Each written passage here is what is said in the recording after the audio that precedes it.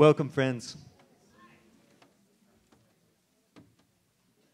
سلمى يا سلمى رنا بشنا بسلمى سلمى يا سلمى رنا بشنا بسلمى سلمى يا سلمى رنا بشنا بسلمى سلمى يا سلمى رنا بشنا بسلمى سلمى يا سلمى رنا بشنا بسلمى سلمى يا سلمى رنا بشنا بسلمى سلمى يا سلمى رنا بشنا بسلمى سلمى يا سلمى رنا والشنابي Shalom Chaverim Shalom Chaverim Shalom Shalom Lehitraot Lehitraot Shalom Shalom Salma ya salama rana washinabi salama Salma ya salama rana washinabi salama Salma ya salama rana washinabi salama Salma ya salama rana washinabi salama Wondrous love is this, oh my Salma ya salama rana washinabi salama What wondrous love is this that caused the God of love to send His perfect peace to my soul, to send His perfect peace to my soul. Salma ya salma rana washinnabi salama Salma ya salma rana washinnabi salama Salma ya salma rana washinnabi salama Salma ya salma rana washinnabi salama Shalom Chaverim Shalom Chaverim Salma ya Shalom Lehitraot Lehitraot Shalom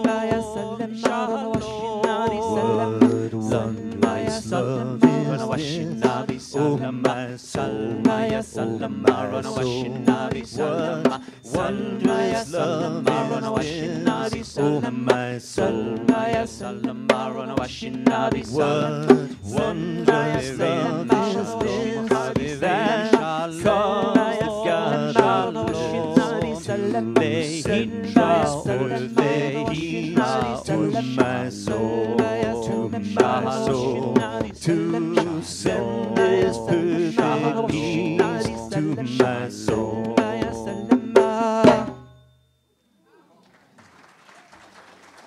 Thank you so much.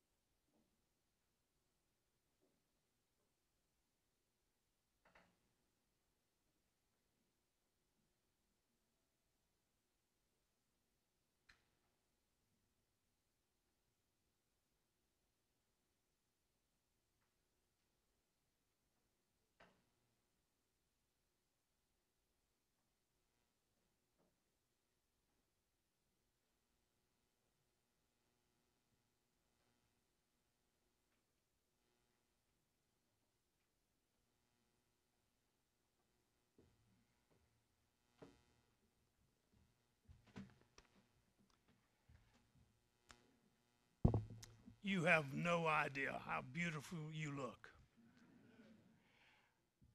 The planning committee and those who have worked together for over a year to provide for this event have been looking forward to this night that long of time. We're excited about being here.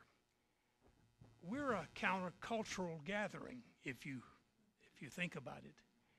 And goodness gracious, Abraham Jam, we're going to have a concert on Saturday night.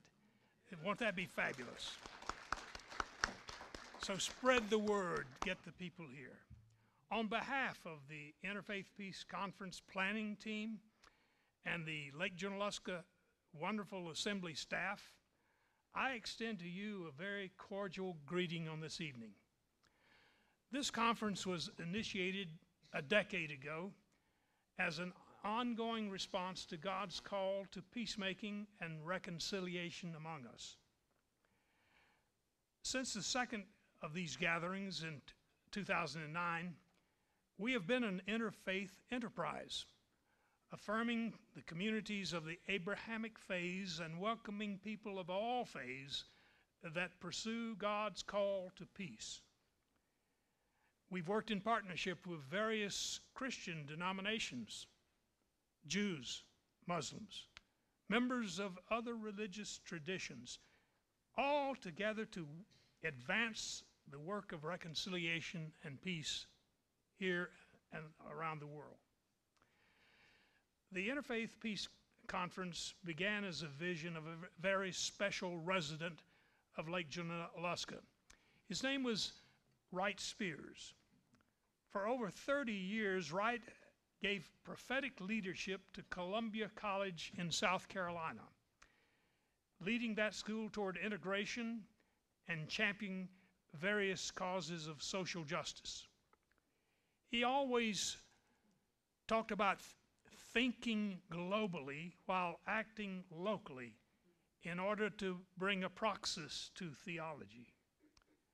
Dr. Spears therefore encouraged this little tiny local community that we give the name of Lake Junaluska to be the very host of a conference that would bring together internationally recognized peacemakers, and so it has been through this past decade.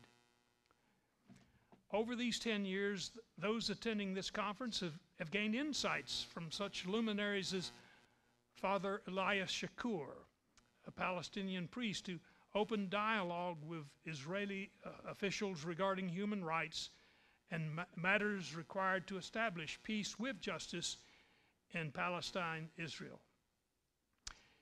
In the year 2012, we greeted the recent recipient of the Nobel Peace Prize, Lima Gabawi of Liberia, and heard her story of nonviolent resistance, changing the temperament of a nation and ending a bitter, violent civil war.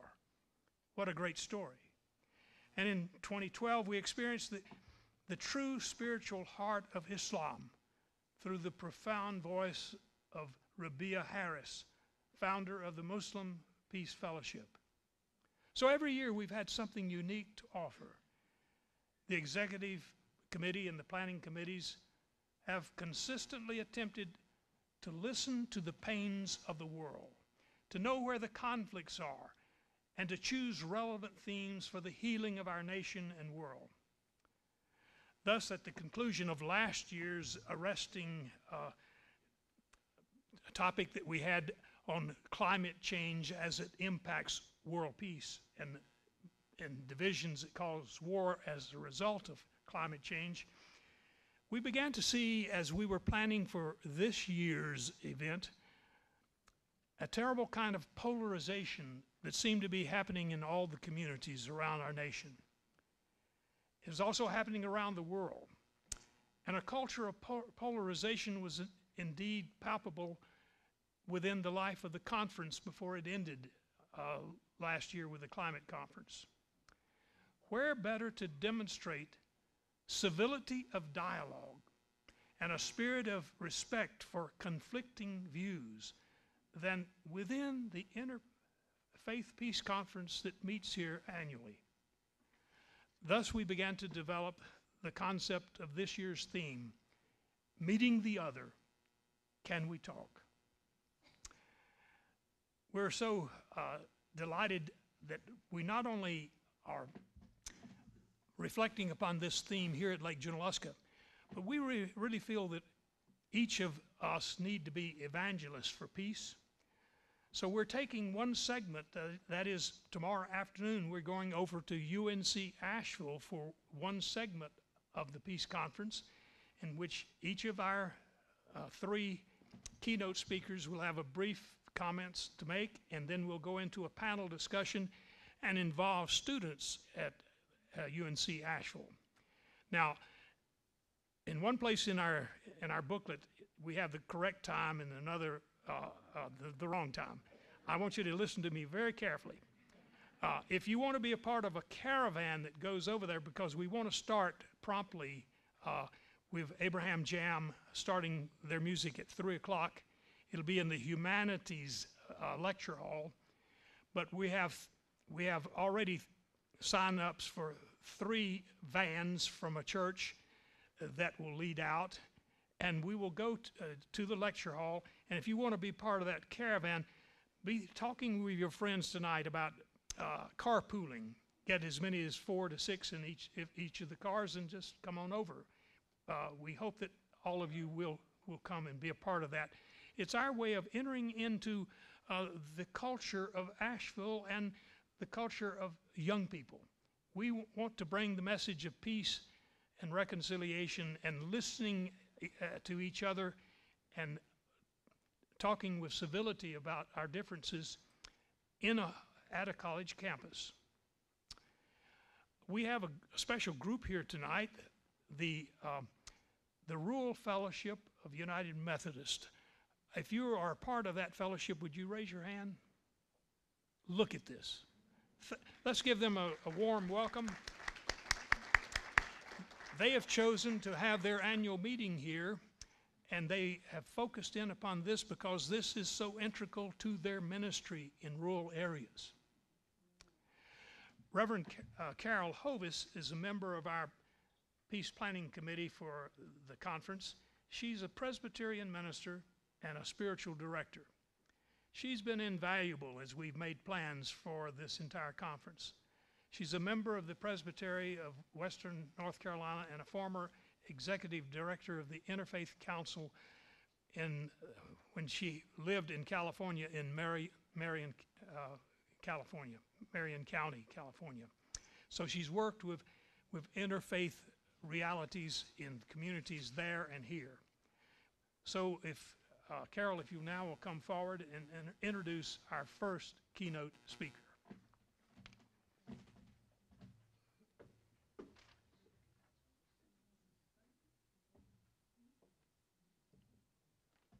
Good evening. So as a part of the planning committee, we talked about wanting to bring us together in terms of some kind of liturgy. And so we're beginning tonight with an invitation of the bowl. And how many of you are aware of Thich Nhat Hanh? So quite a few, but for those who have not encountered Thich Nhat Hanh, a few words. He's a Zen master from Vietnam, and he's a global spiritual teacher and leader and poet and a peace activist. And I couldn't believe it when I looked him up today. He will be 92 years old this year. And when my husband and I left California a year and a half ago, 2 years ago, his health was quite poor, but he is still with us on this earth plane, and he has written many books, and I highly recommend Thich Nhat Hanh to you if you've never experienced any of his writings. So the bells of mindfulness, are we going to be able to project that on the screen? Because this is something I'm hoping that throughout the conference, whenever we and you come together for plenary, this is something I hope that we don't just experience the next 3 days, but we can experience when we go home. This is something you can do in your kitchen, your classroom, your boardroom, your office cubicle. So I'm kind of testing the feedback here on the mic, and I think you're working on it. Yeah. So I'm not sure they're going to get it up there, but this is called Bells of Mindfulness. It's from Thich Nhat Hanh's work called Peace is Every Step. And those of you that know something about him, he has quite a sense of humor. And this is what he says. In my tradition, the Zen Buddhist tradition, we use the temple bells to remind us to come back to the present moment.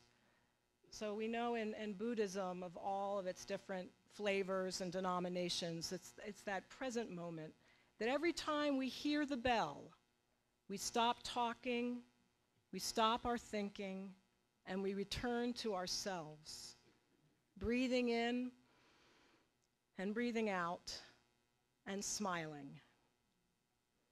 Whatever we are doing, we pause for a moment and just enjoy our breathing. And sometimes we recite this verse, and it seems so appropriate for this conference title, Can We Talk? And these are the words: listen, listen, this wonderful sound brings me back to my true self. So when we breathe in, we say, and why don't you join me, listen, listen. So when we breathe in, we say, listen, listen. And when we breathe out, we say, this wonderful sound brings me back to my true self. Again, maybe throughout the conference we'll have a chance for you to have those words. What I'm going to do is take this mic. I'm not sure I want to do it, but I'm going to. And I'm going to ring the bell, the bowl, a few times for us to practice that. So I really invite you to have your feet, both feet on the ground. It's good not to be crossing legs. It's better. And if you have papers in your lap, that's understandable, but try to keep your hands open and free. And we're going to practice just for a moment this bells of mindfulness. Listen, listen, this wonderful sound brings me back to my true self. So I will ring the bowl several times, inviting each of you and each of us.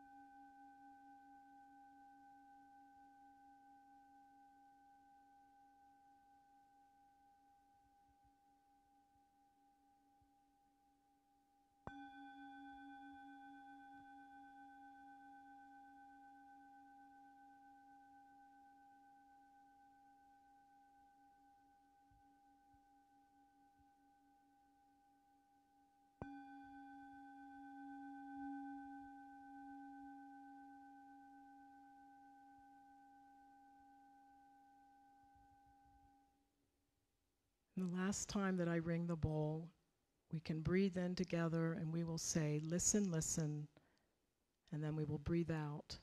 This wonderful sound brings me back to my true self.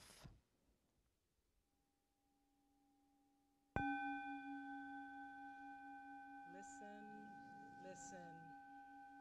This wonderful sound brings me back to my true self.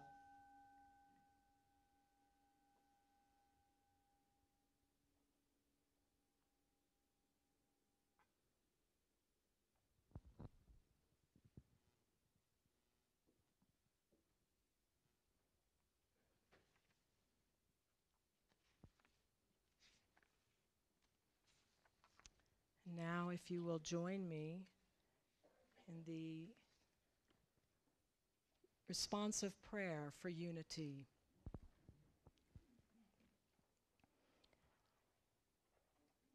For the hungry and the overfed, for the mourners and the mockers, for the victims and the oppressors,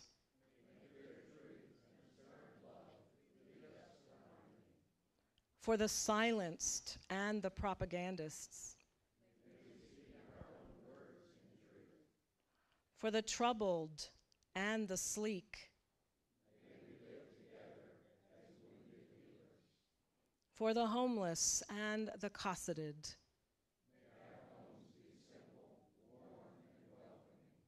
for the vibrant and the dying. May it be so.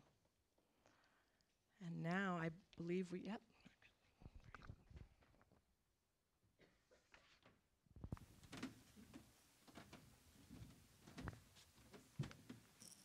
Many of you know Kathy Meacham, who's been heavily involved in the organizing of this conference, and she's had a family tragedy, and I asked, and is sadly not able to be with us.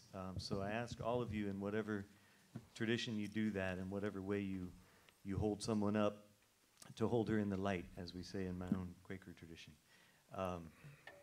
She was going to lead you in this song tonight, and I would love to have heard her sing it, but she sent me an email this morning and sent me a copy of the song, which I had never heard before. None of us have until today, but we tried to learn it for you real quick today, so we'll see if we learned it or not. It's called We Were Made for These Times, and it's in your bulletin there on the facing page to the one we were just looking at, and we'll see if we can sing it for you. It's a zipper song, so you don't have to read it. Once you hear it, we'll line it out for you, and you'll just zip in a couple words, and the rest of the words will be the same each time. And we're in the key of let's do now We were made for these times. We were made for these times.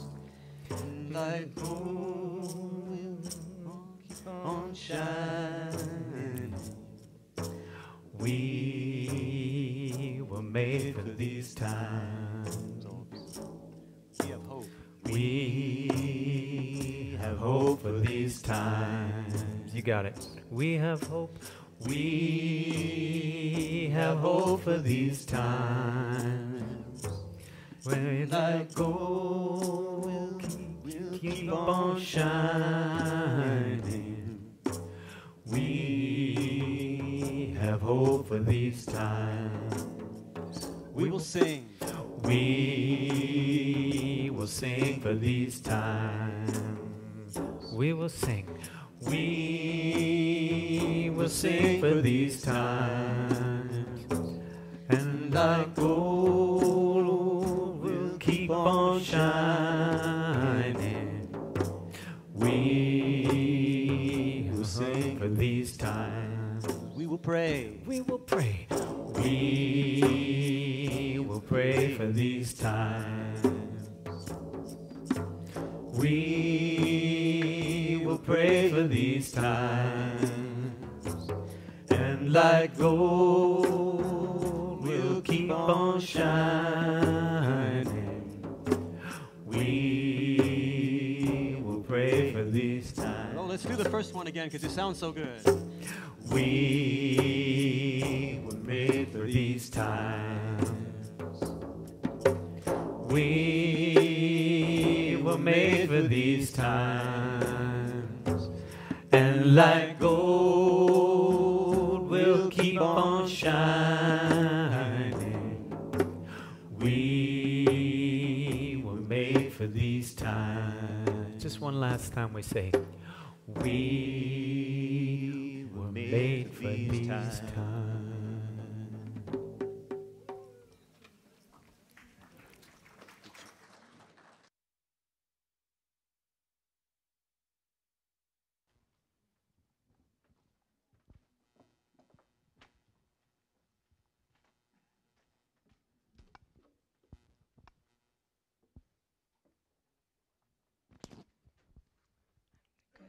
So as David shared, Kathy Meacham was very sad that she couldn't be with all of us tonight. She's the one who asked me to join the Peace Planning Conference a year ago. So her brother-in-law died, and she and her family needed to go and be with her sister and family. So we keep all of the Meacham family and beyond in our thoughts and in our hearts.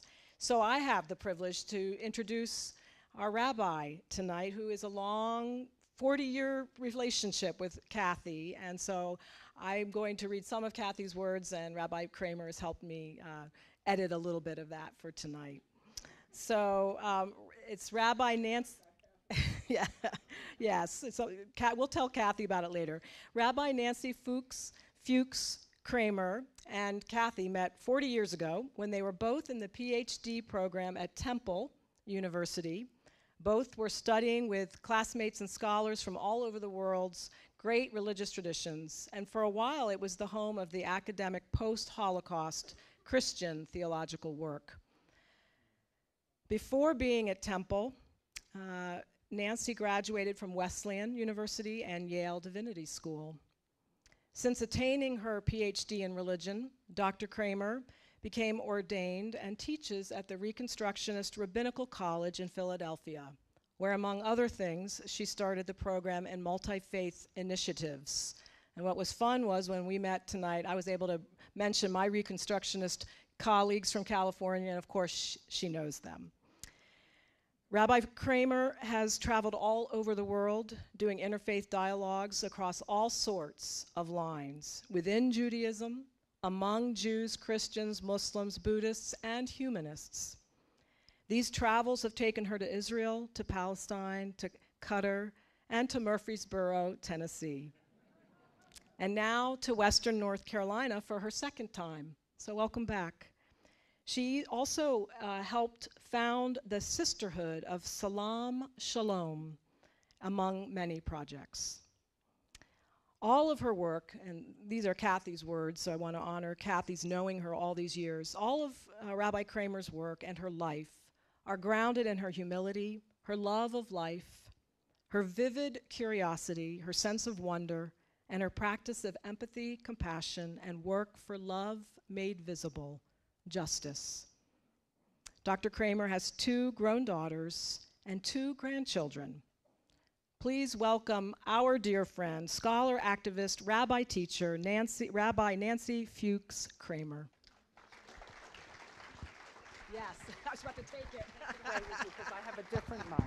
No, I don't need that one. Turn it off. Because I have this one. Oh, okay. She doesn't need this. Because I have this. So can we move this out of the way? Hey, everybody. So first of all, if you saw me taking out my phone, it was because that song that you sang, We Were Made for These Times, was written by a dear friend of mine, Reverend Linda Noonan, who is a Methodist minister in Chestnut Hill, which is part of Philadelphia. And Kathy asked me if there was a song that I would like Kathy to lead before I began my talk, and I said I wanted to hear my friend Linda's song. So I just wanted you to know that that's where it came from. I took it out so I could videotape it to show Linda. Okay, so good evening, everybody. It's so wonderful to be in this beautiful place. I'm going to turn on my timer right now, and that does mean that I will stop in 30 minutes. That's the meaning of turning that on. Sometimes people turn them on and then they just keep going. But mine, I'm putting on the 30 minutes. It is really an honor. My dear friend Kathy is one of the many treasures of my interfaith journey. Can you all hear me? Does this work well? Good. So meeting people like Kathy and like Phil and like Julianne and like Elise, all these wonderful people that I've met in this very short time that I've been here, Frank Stith and Tammy McDowell, these are all people who make it worthwhile because they move through the world in ways that I covet. And I know you're not supposed to covet, but... One of my favorite things in the world is talking to people of faith and asking them, how does their faith feed them? How does their faith help them be the kind of person that they are, whose light that I so bask in? So here's my topic, meeting the other, can we talk?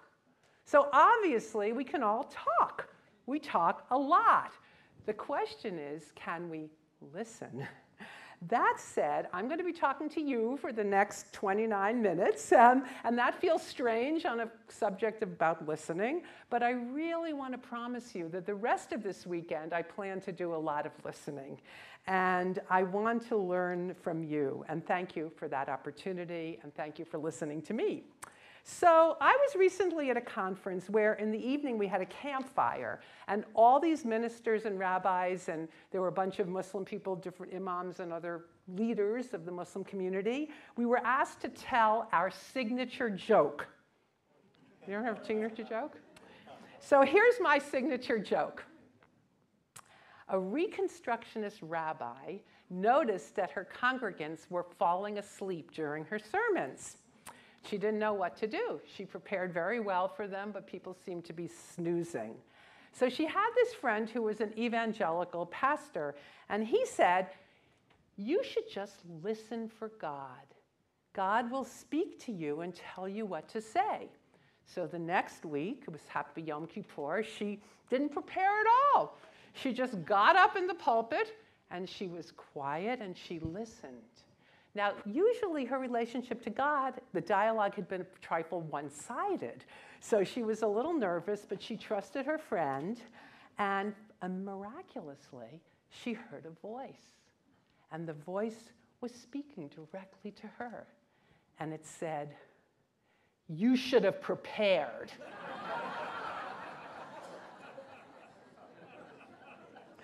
So why am I telling you this joke this evening? Because it sets the theme for my remarks. Can we talk across difference in these very polarized times? The answer from Judaism is yes, but you must prepare. So my husband and I do half marathons, and we spend months at the gym beforehand exercising our lungs and our muscles so that we can be ready.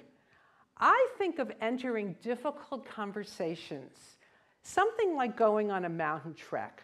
We shouldn't get into those challenging spaces without preparing ourselves by cultivating the traits that we need to do them well, by building our kindness muscles. And I love that Carol began with a practice, because that's really what I'm going to talk to you about.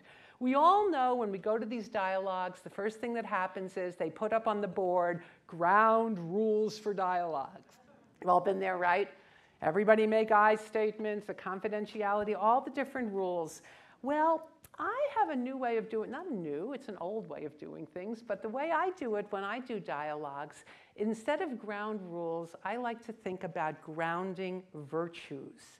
What are the grounding virtues of good conversation? And that's, I'm going to go right to this. I'm going to go past this. Grounding virtues for sacred conversations. I have just 30 minutes. I don't have time to tell you all about like my past and everything. It's not that interesting. The important thing is the grounding virtues.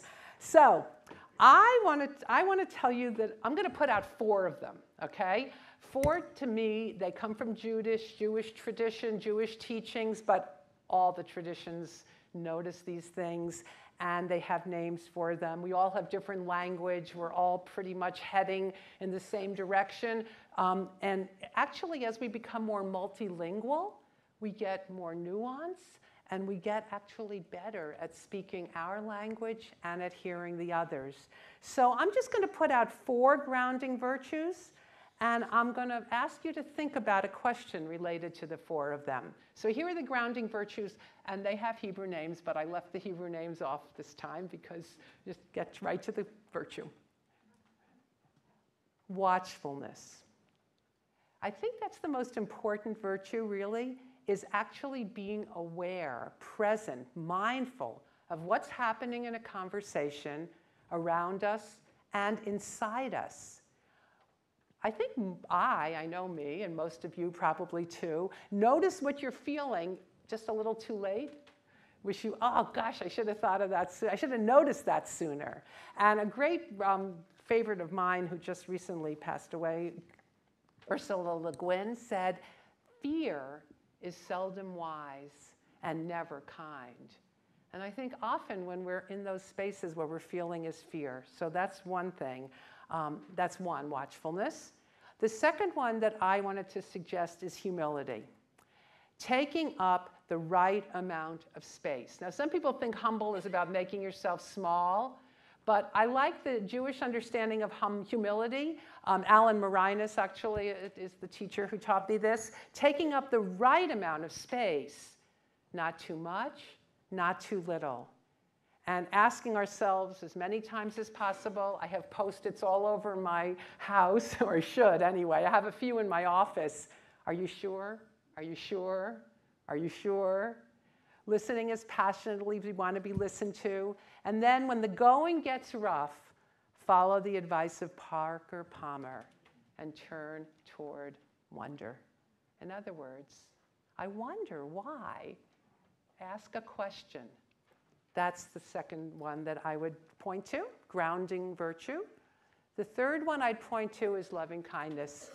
And that's easy and hard, which is remembering that actually to love your neighbor as yourself means your neighbor is yourself, or there's a part of you that's them and it's a part of them that's you, because you're all the piece that's the same is God, the sparks of the divine life, the one source.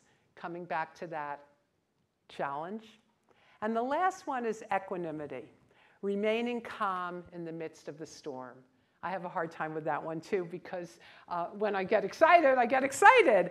And often you can lose that equanimity in a second.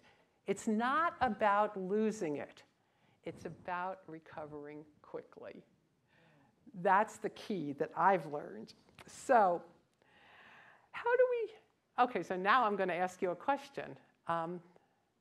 Which of these virtues would you consider your signature strength? Take a minute to think about that. A lot of people have taught me over the years that you should work from a strengths perspective. Don't immediately start thinking about how you're bad at things, like I just did, telling you all the things I thought I wasn't good at. Start with this. Of those 4 things I mentioned, one of them you probably think you're pretty darn good at. It's your signature thing. People say to you, you know, you are a loving person. You are a person who can stay calm. You are a humble person. Whatever it is that you think. But I want you to think about that for a minute. Take a minute to think about that. And which of these virtues is most challenging for you? Which is your growing edge?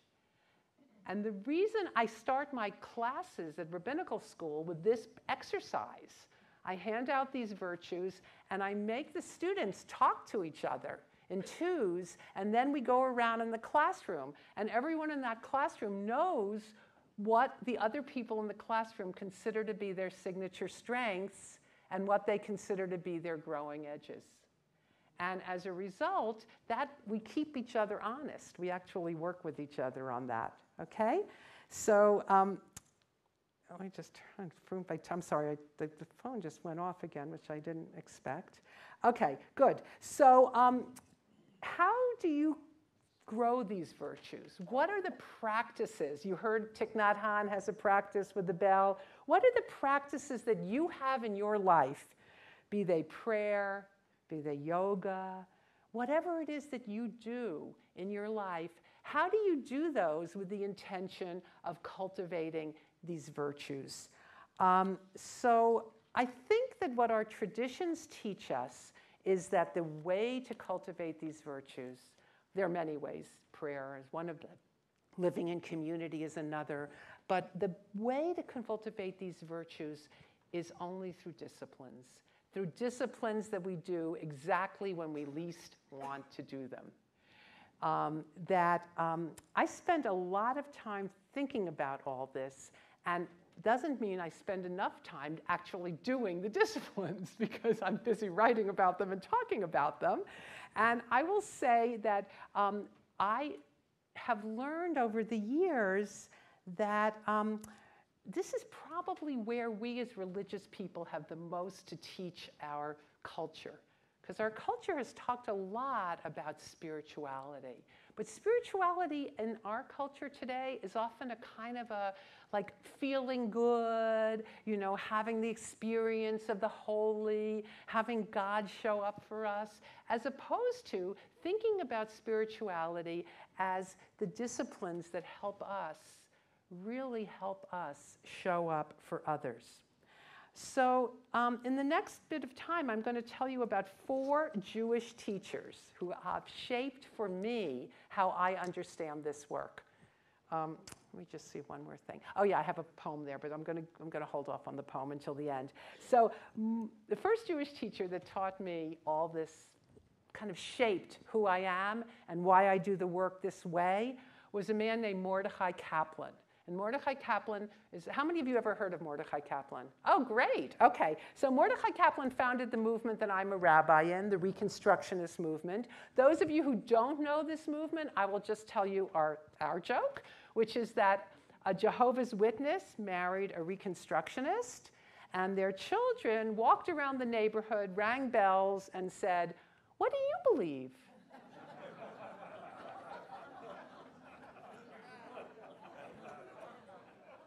Okay, you got the idea. Okay, so Mordechai Kaplan taught that the Jews were not the chosen people, that all peoples are seeking meaning, and all of them have ideas about what that mystery beyond mystery might be all about. And I grew up in this movement. And I grew up always thinking there was mystery, always thinking that we only knew the half of it. I'm not sure why. I lived in a very secular culture, but I always felt like this isn't like the whole story. They're holding out on me. There's got to be more here. And I mean, I was taught secularism, but I was a skeptic about that. And because I grew up Reconstructionist and not being taught that we had the only truth, I also grew up believing that if anyone knew something about God, I was all ears. I wanted to know. If they knew something, that's still my mantra. So I'm always asking, you know, what do you know? What do you know from your life, from your experience, from your teaching? The second person that I want to bring into this room is Abraham Joshua Heschel. And many of you have probably heard about him. Anybody, who's heard of Abraham Joshua Heschel? All right, right. So you have the iconic picture of him marching with Martin Luther King, saying his feet were praying, saying prayer is useless if it's not subversive.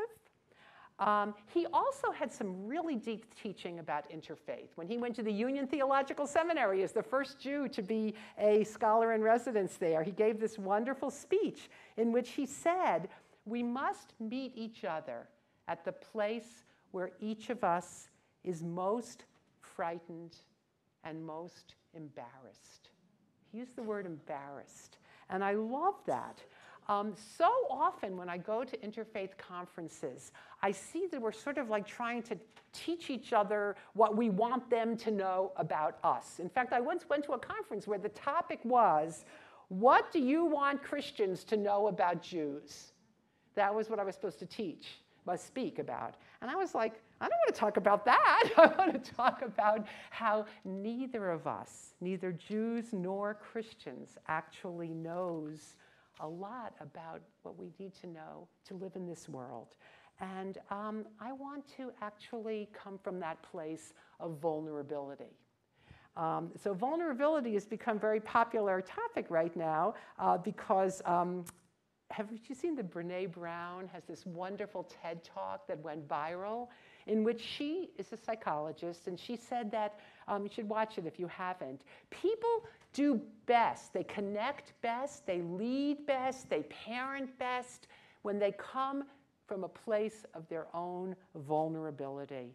And that's what Heschel was saying about interfaith, that our interfaith places should be places where we can show up in our most vulnerable selves. And in workshops now, when I do things with groups and small groups, we start by saying this thing that I was talking about before. Which virtue are you finding most challenging today? And then where in your tradition do you feel like there's real strength about cultivating that virtue? And where do you need help? Where would your tradition do well to learn from other traditions? So Robert Bellah makes the interesting point that in the evolution of our species, actually, our spirituality began because of our long, vulnerable childhood, infancy and early childhood, when we're so vulnerable that we would actually die if someone didn't take care of us. And that he argues that that has to do with where we evolved with the whole idea of spirituality and caring.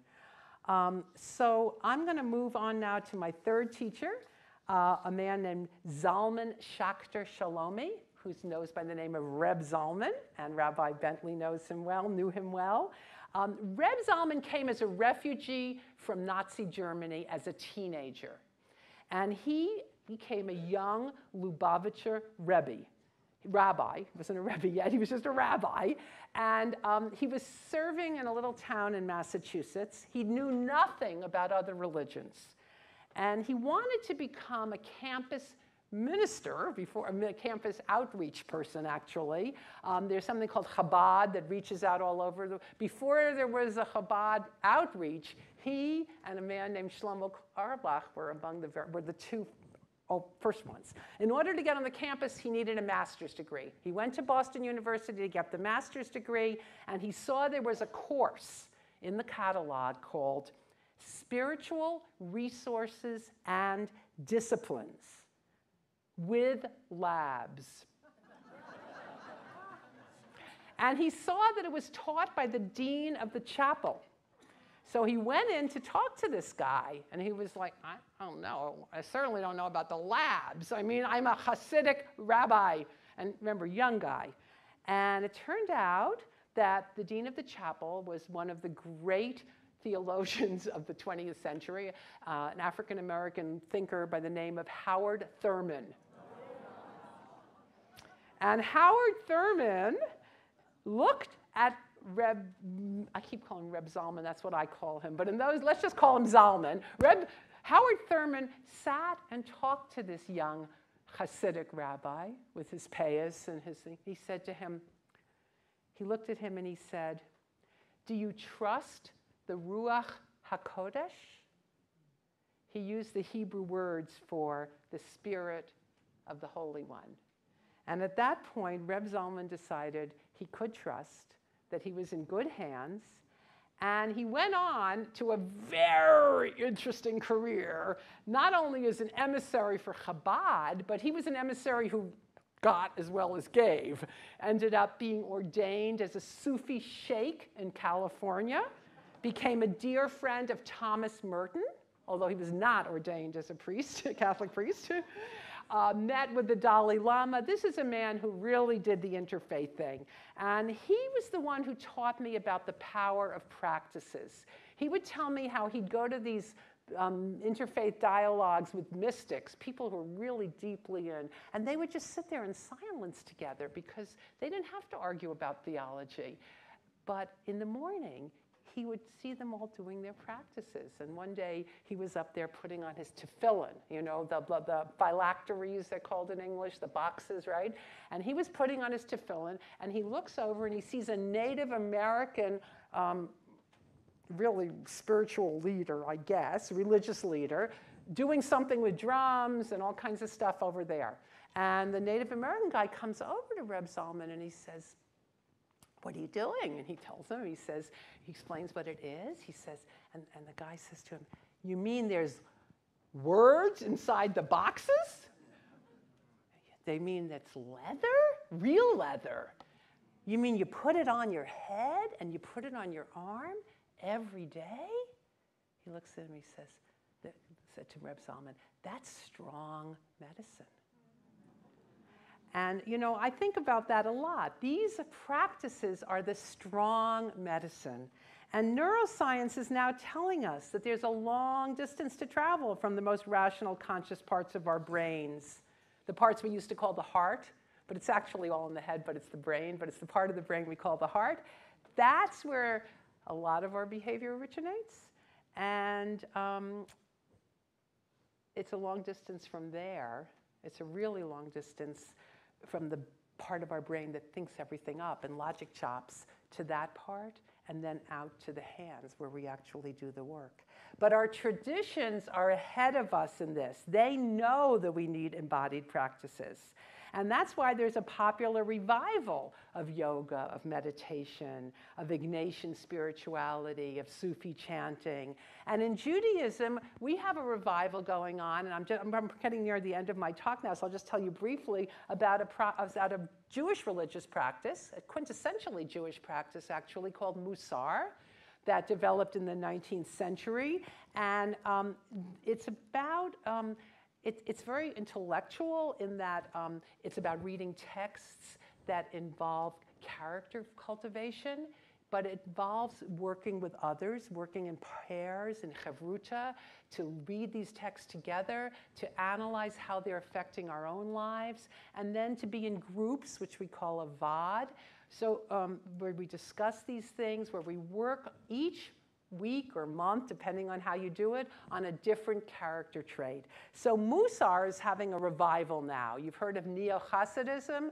Hasidic tradition was a reaction against a certain kind of rabbinism that had become very stale and very too formal and not connected enough to spirit.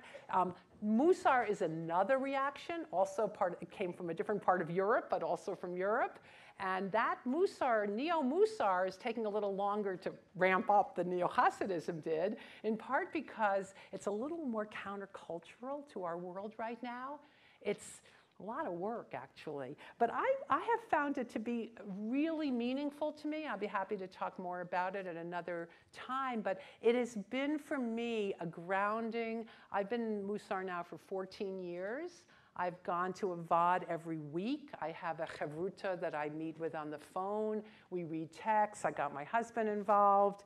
And when I first went to Musar, the first time I went to my teacher, who's a conservative rabbi, Ira Stone, and I said to him, you know, explain to me what this practice is, and you know, how will I know if it's working? And he said, oh, that's really easy. Just ask the people around you. Ask your partner, ask your children, ask the people who you work with.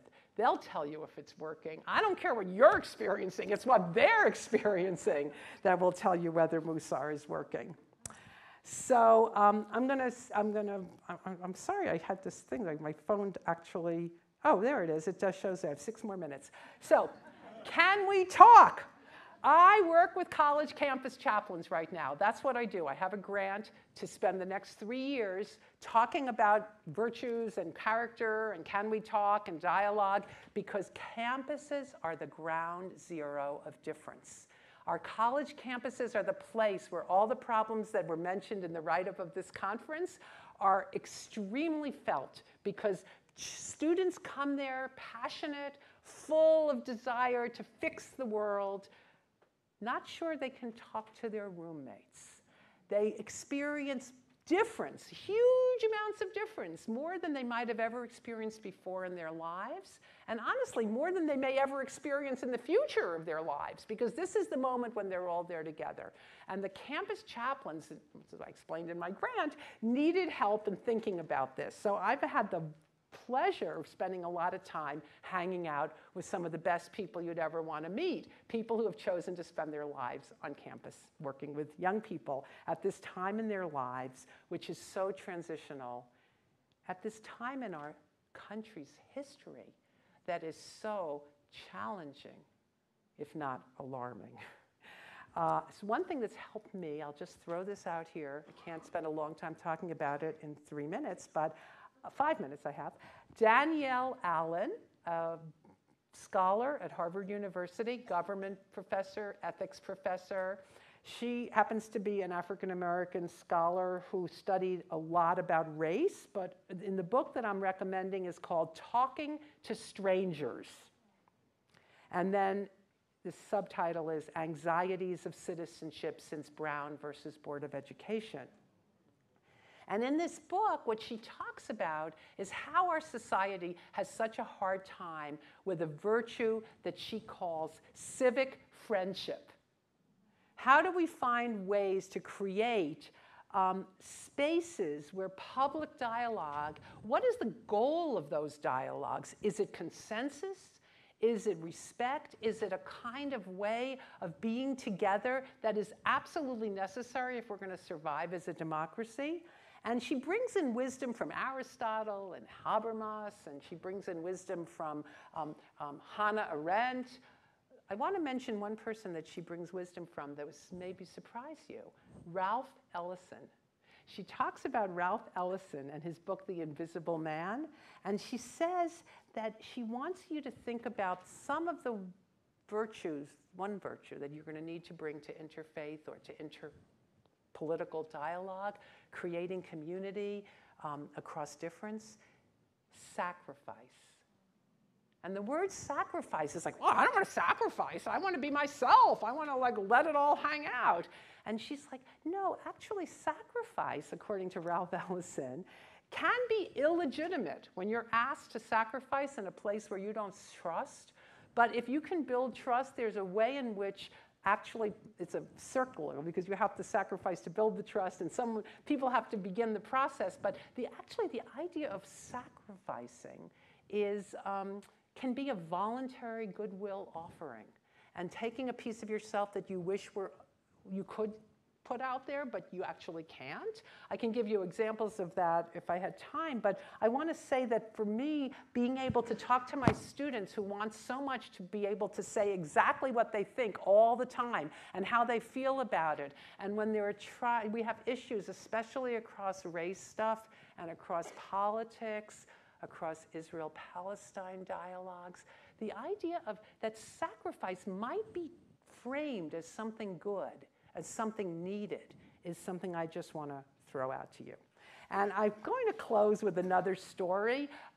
In my very first Muslim-Jewish retreat in 2006, I started running these retreats for Jews and Muslims, and they were emerging leaders. And you probably know a bunch of them. Homer Ziad was one of my first emerging leaders who came to the first retreat. And now, over the years, these people have emerged, and they're now leaders. So I had Muslims and I had Jews. Two groups that are not known for being super happy. It was the days of George Bush. Now, of course, looking back, those days look pretty good, but at the time, we thought it was a very hard time. So anyway, we went to this retreat center north of New York City that I arranged for, and they said there'd be another group there. So our group was doing our thing and talking about being Jewish and being a Muslim and all the suffering and all the history between us and Israel and da-da-da. And over there, they're having a group of people who research happiness. That was what was the other group, a group of researchers of happiness. And in that group, they had a Buddhist monk wearing saffron robes named Matthieu Ricard, who apparently had been dubbed the happiest man in the world. So this really happened. Towards the end of the retreat, my Muslim and Jewish young people came to me, and they said, you know what, we're getting really tired of all this wonderful conversation across difference and everything. Can we go hang out with Matthieu Ricard? We just want to be with somebody who really knows how to be happy. And I said, sure, let's go have lunch. So I want to say that I want to bring joy. I want to suggest that through all the work you do together, you remember Matthieu Ricard, the happiest man on earth, and bring joy and kindness and love to the work. Thank you for listening. And then, whoop, that was my closing poem. I had a closing poem.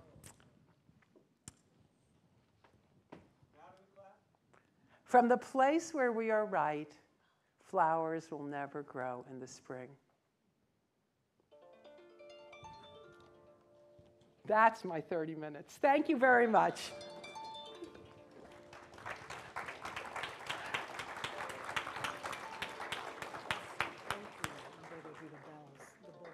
Okay.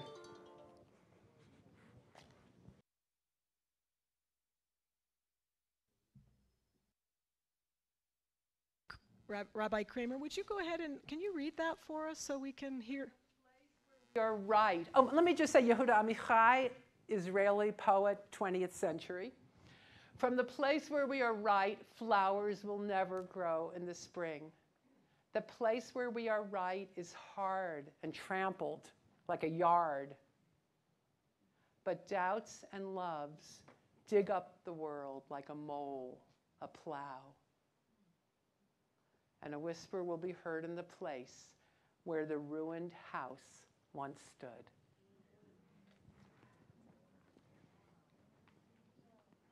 So let us thank Rabbi Dr. Kramer.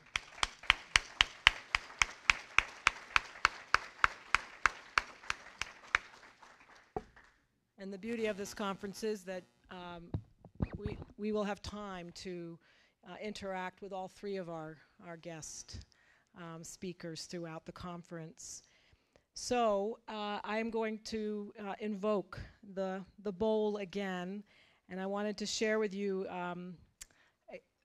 imagining Thich Nhat Hanh with that smile. And this is what he says: if you have a bell or a bowl at home, you can practice breathing and smiling with its lovely sound, but you don't have to carry a bell into your office or factory. He says you can use any sound to remind you to pause, to breathe in and out,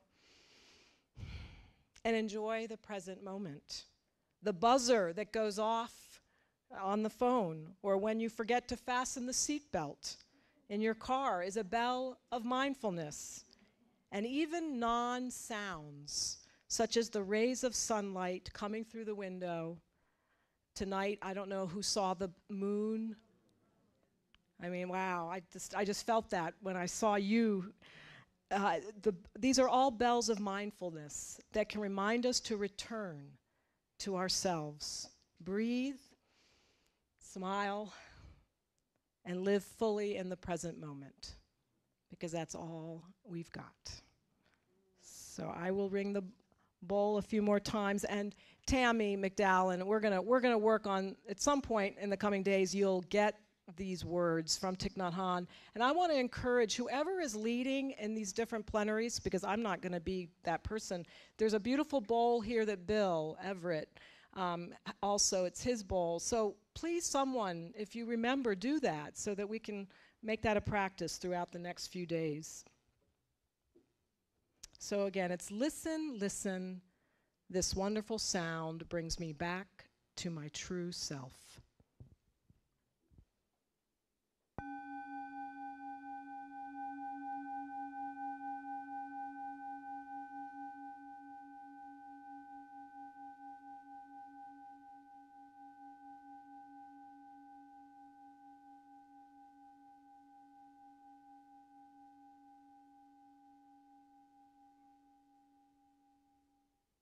Remember to breathe. Keep breathing. Listen, listen.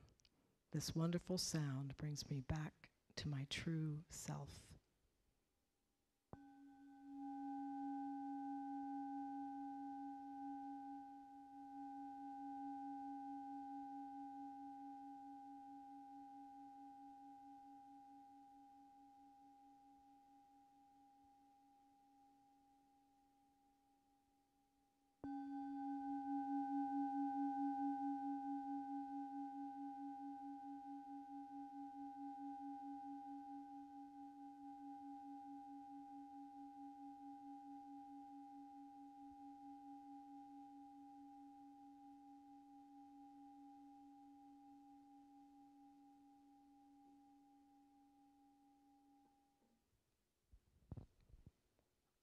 We close this evening with music for our meditation and going into the night with gratitude.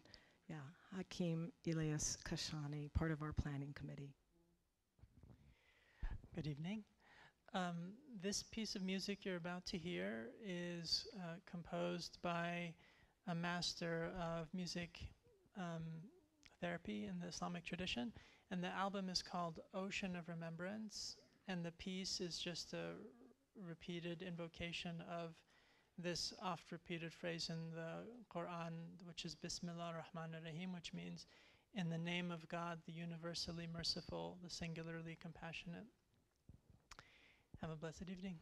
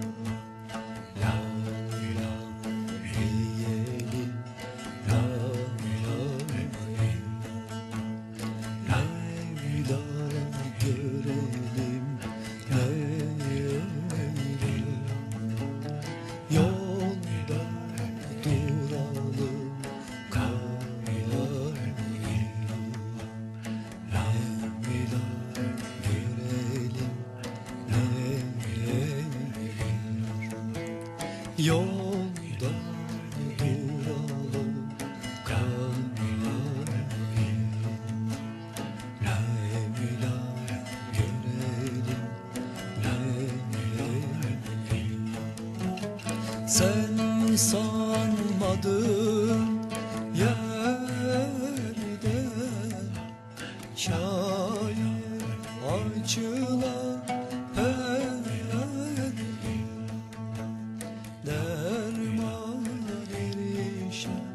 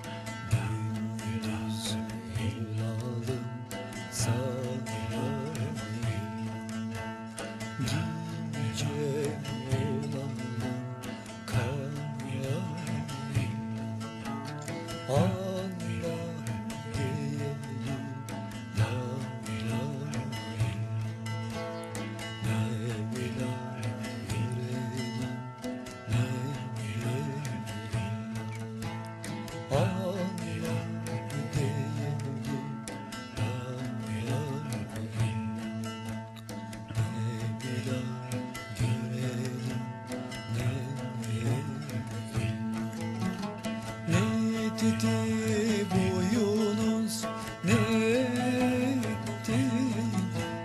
Bir doğru yola gitti. Bir şey etti.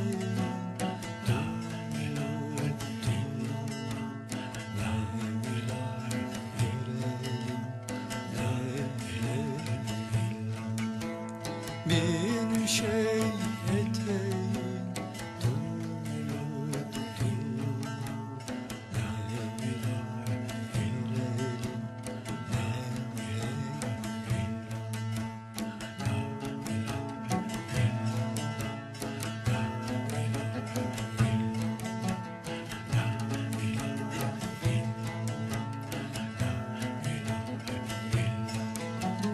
Canım kurban olsun senin yoluna. Canım kurban olsun senin yoluna. Adı güzel kendi güzel Ahmet. Adı güzel kendi güzel. Gel şefaat eyle Kemter kuluna. Gel şefaat eyle Kemter kuluna. Adı güzel kendi güzel Ahmet. Adı güzel kendi güzel.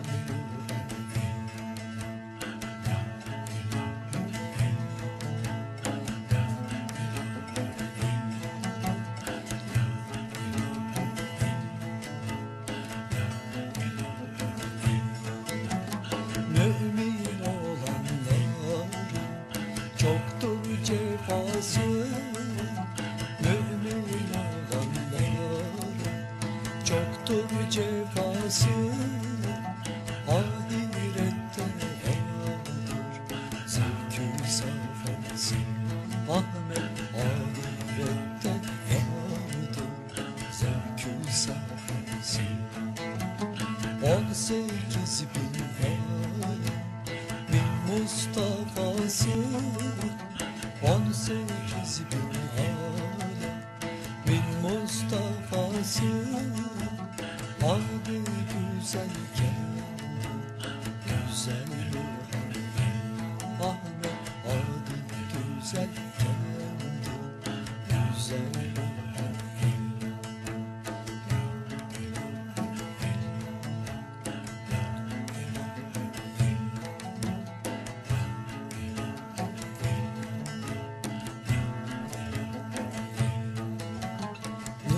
olsun eyler ki cihanı sensiz Yunus'un eyler ki cihanı sensiz Sen hakkı peygambersin şeksiz güvensiz Ahmet sen hakkı peygambersin şeksiz güvensiz Sana uymayanlar gider imansız Sana uymayanlar gider imansız Adı güzel kendi güzel Muhammed Ahmet adı güzel kendi güzel Muhammed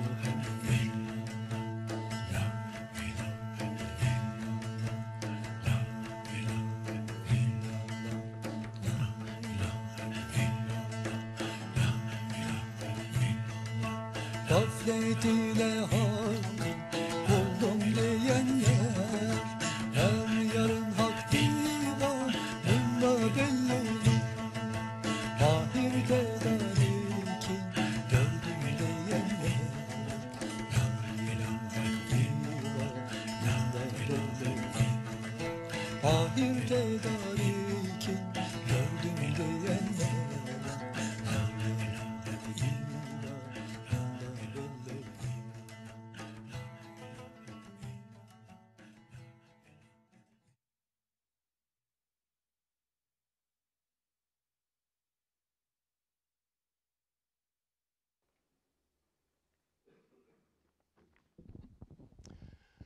I was just handed this announcement. What a marvelous ending we have had, and do go in peace. Before you go in peace, one thing that may cause a little anxiety is the elevator over at the terrace is out. We're working hard to get it back on. So help one another get up the stairs and so forth. I was handed an announcement. I'll just go ahead and make it now. We're going to place it up on the. She did not want to be intrusive, but we have made this announcement. Margaret Moore, who's one of our fine participants, wants a ride back to Chapel Hill. If anyone is going there on Saturday, she would love to have a ride back to Chapel Hill. I think there must be a game this weekend or something. I don't know what it is, but anyway, those were crucial announcements. Help one another with the elevator issue over there. I hope not too many of you will be camping out on the first floor or anything like that tonight, but have a delightful evening, and we look forward to being together in dialogue and in exciting events of learning one another. Thank you for being here.